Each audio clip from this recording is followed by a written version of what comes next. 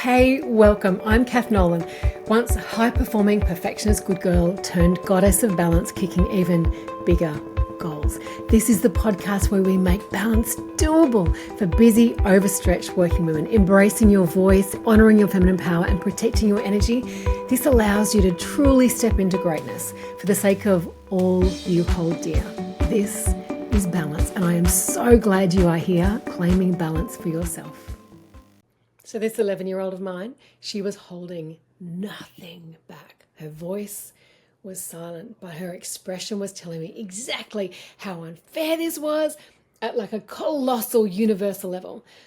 Today's episode, I want to talk to you about holding space for honesty before rushing into solutions, because let's face it, real balance is not about being endlessly good or ticking the boxes or doing things perfectly. God, it's really not about perfection.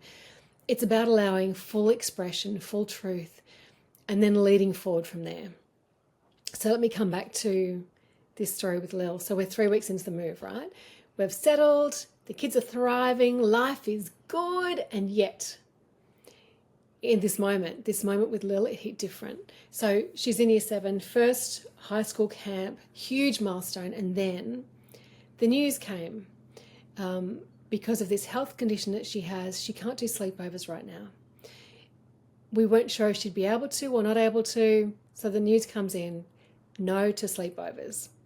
She's furious, like arms crossed, huffing, giving it like full Aries fire. And honestly, I get it. I understand it. And yet my childhood conditioning is kicking in full steam ahead. My childhood conditioning wants to say, look how much I'm doing to make this work. We're bending over backwards to try and do everything we can to make this work for you. You should be grateful. That's what my childhood conditioning wants me to say.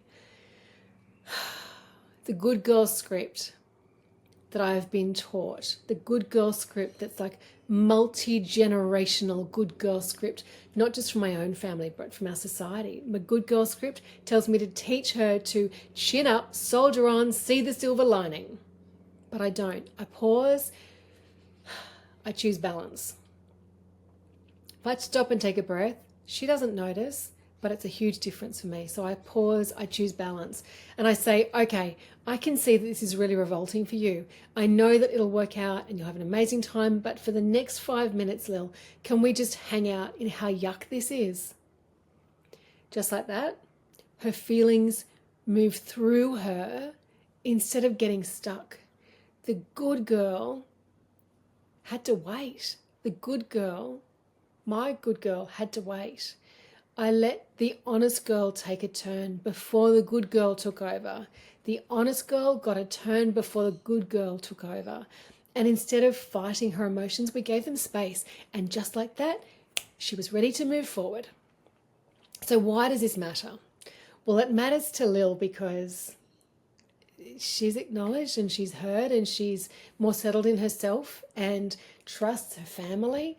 And if I'm honest, it matters to me because we all know we're going to take hang-ups into adulthood, right? But I'd like to think that as few of them as possible are things that I could have avoided, right? As her parent, as her mum.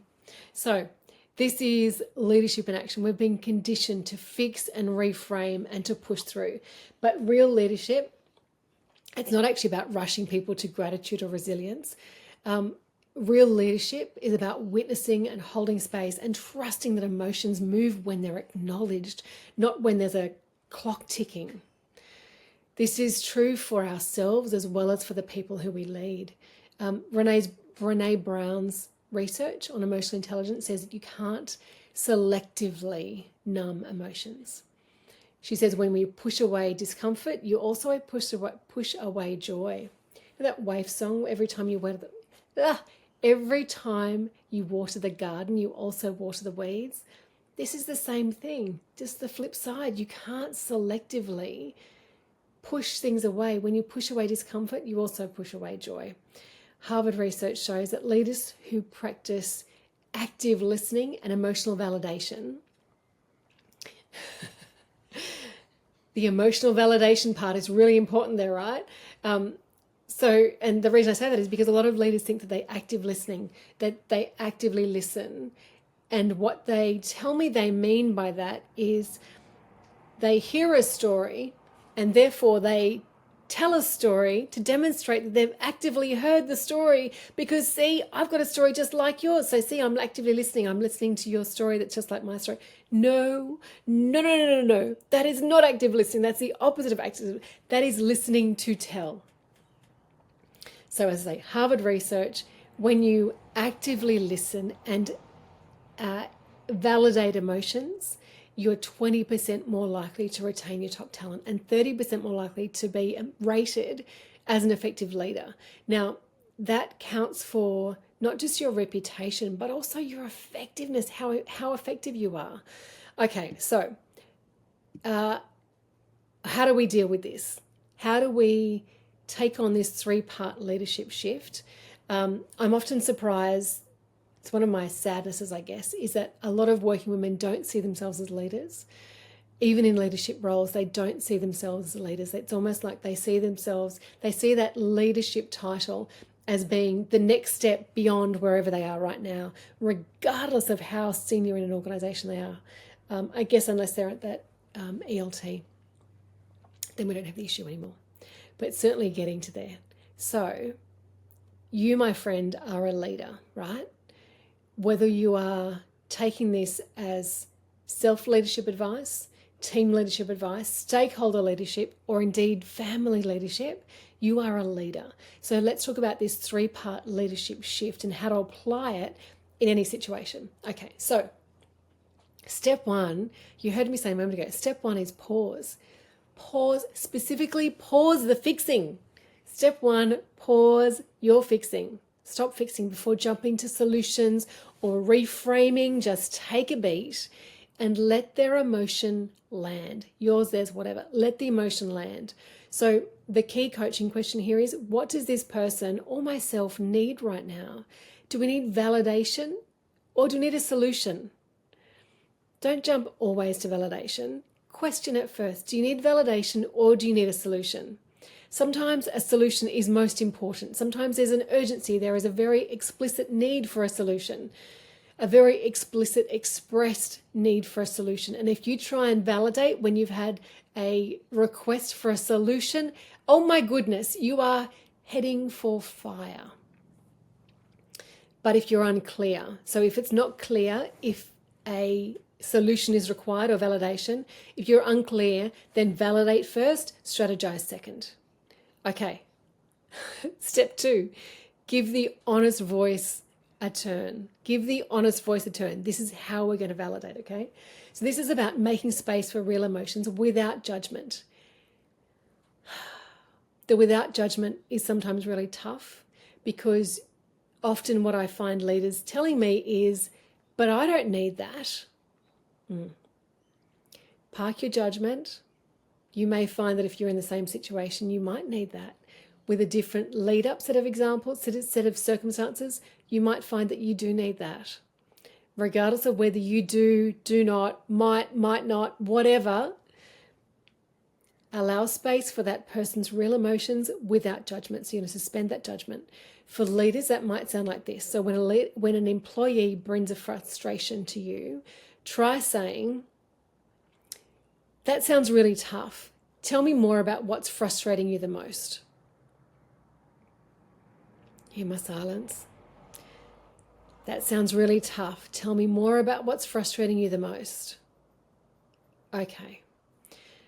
What we find is that not only do you more effectively problem solve, well, you improve relationships, you problem solve much more effectively.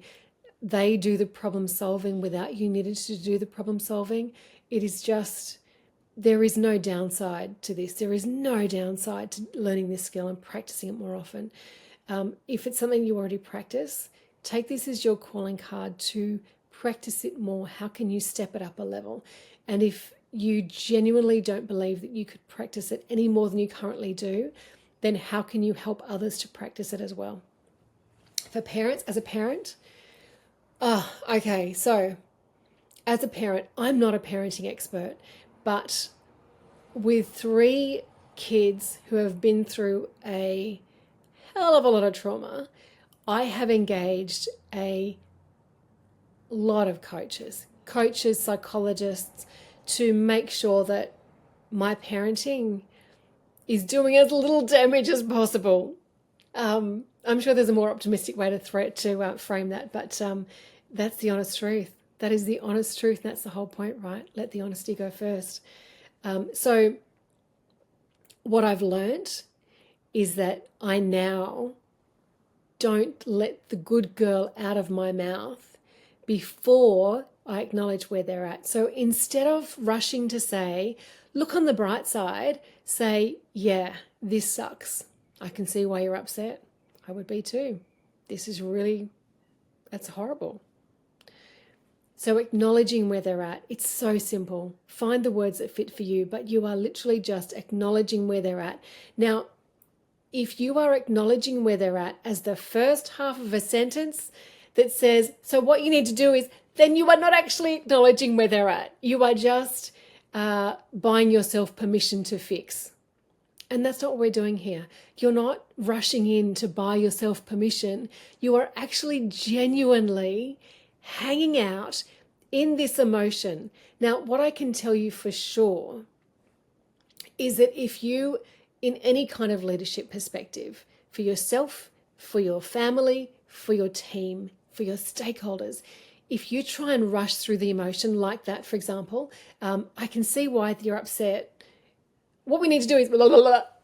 If you are rushing through, so if you are using that validation as the first half of a sentence just to buy yourself permission to say what you really want to say, man, oh man, what you're going to find is that they will dig their heels in. If you're doing it to yourself, you will dig your heels in. They will dig their heels in and stay in this emotional space with, even if they look as though they, like, even if they're going through the motions of finding a solution with you, the emotions are still with them. So their thinking is clouded by this emotional place that they're still in, unless you let the emotions run their course. So what I've found is that through my coaching leaders to do the same thing, follow the same process, I know that what can sit and fester for days and weeks and months and beyond, like people will leave roles based on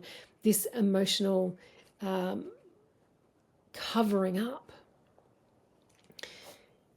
Instead of, you give it 2 minutes, stay with it. 2 minutes is too long. Like within 2 minutes, and I mean, like, I don't mean just, roughly, theoretically, give it a couple of minutes.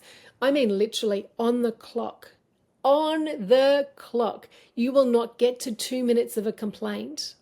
You won't get to 2 minutes of a complaint if you genuinely sit there with them and allow that emotion to be heard. It just doesn't happen. So, what about for yourself? When you're feeling blocked, what's the question that you need to ask? When you are feeling blocked, the key is for you to be the leader that you need, whether that's the parent that you lead or the leader that you need. What you're asking yourself this question, ready? What do I actually need to say to myself right now before I try to fix how I feel? What do I actually need to hear right now before I try to fix how I feel? This is such powerful stuff. In my life, this has been revelationary.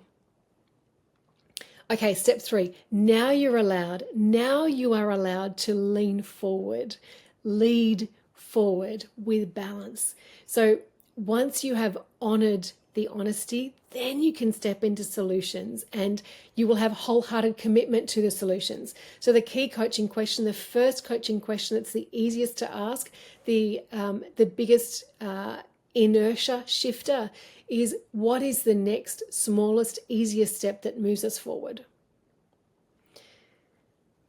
What this does, it keeps optimism grounded in reality, not forced as a band-aid and not begrudging. I remember running this workshop for leaders, working public sector leaders in Canberra. There are about 400 people. And then we had this smaller workshop. So conference with 400 people, smaller workshop. These are high-level, experienced professionals, definitely, distinctly in that leadership zone well and truly. People had flown in from across the country to sharpen their communication skills. So we were working on EQ and listening, not just hearing the words, but that really deep presence-based listening that I've just sort of walked you through. One woman had this massive come to Jesus moment. She thought she'd always been a good listener. She identified her identity. Part of her identity was that she was a good listener. But it turns out she's actually a good talker.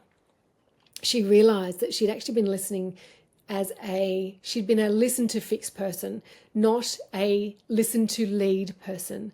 And that moment, that realization, that shift, it changed her leadership entirely. So that's exactly what happened with Lil.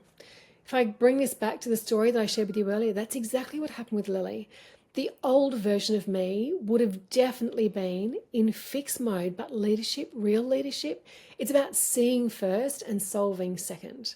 So I guess the key takeaway for this episode, why does this matter in every part of life? It's because leadership isn't just a work skill, it's a life skill. Being a better leader has absolutely made me a better mum. Being a mum has made me categorically a better leader. We are so often told that career pulls us away from family, but the truth, growth in one part of our life expands every other part if you're open to it. What I'm grateful most for today, I'm grateful for having held the curiosity to lean into coaches to get better at what I do. I'm grateful that my leadership growth means that I can hold space for my daughter's emotions instead of rushing her through them. I'm so grateful that she's learning now what so many of us had to unlearn later in life, and that is that gratitude is vital. Like, gratitude is the heartbeat of growth, but never at the cost of honesty. Never at the cost of honesty. I don't have a big call to action for you today. No program that I want you to dive into because of this chat. Really, what I have for you is just a thought that I want you to ask yourself. And that is, where in your life do you need to let the honest girl go first? Where can you pause and listen and hold space before you push to solutions? Where do you need to give yourself personally that same permission? Hun, if this resonated, I'd love to hear your thoughts. DM me, tag me, share your reflections, because this is the kind of leadership shift that changes everything. I'm grateful for you tuning in today. I'm grateful that you are part of the Goddess of Balance conversation. It is a conversation. Please do send me your message, send me your thoughts, send me your reflections. Let me know what's your biggest takeaway. Let me know how this lands for you. So, my friend, until next time, lead with patience and presence and balance. Can't wait to see you next time. Can't wait to hear from you, and you'll see me next time. I'll hear from you in the meantime. Take care. See you then. You know, I believe that women do help other women. I hope that this episode has empowered you to question your willingness to go last. I hope that you will embrace balance, and I'm also hoping that you will help me to help other women to do the same. So how can you help? Show your support for the work. Subscribe and review the podcast here where you're listening. Follow the Goddess of Balance on Instagram to catch some cheeky behind the scenes and extras. Connect with me on LinkedIn and share the posts with your network. That would be sensational. If you have enjoyed this program, this episode, you will no doubt love my group coaching program. You got to find all the links to these in the little written blurb for this episode. Thank you, my friend, for normalizing balance with me. We are raising performance and reputations, wellness and equality. Together, we're creating positive change for working women, starting with you. Sincerely, I thank you for being part of the movement.